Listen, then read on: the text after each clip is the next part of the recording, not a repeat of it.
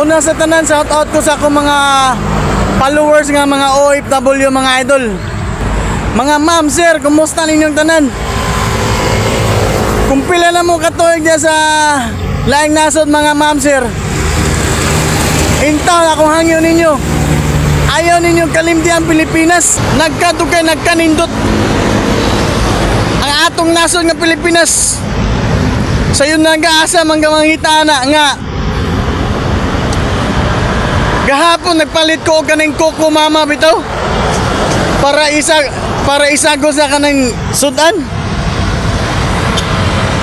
Before bagyong Tino ang price na niya sa tindahan tag 25 ra na siya.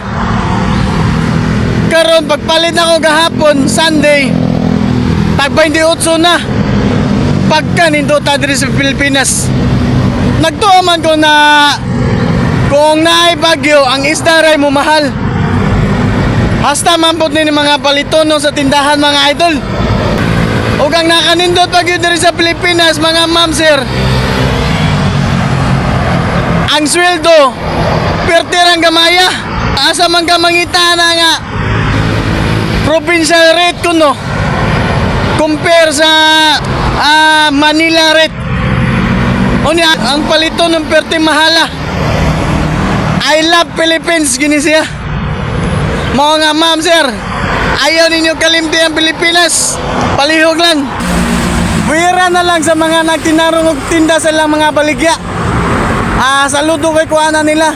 Pero kana mga uba mga tindera-tindero, mga mapahimuslanon sa higayon, bisan og naay kalamidad, ang ilang mga presyo musaka pod. Shout out ninyo tanan mga idol.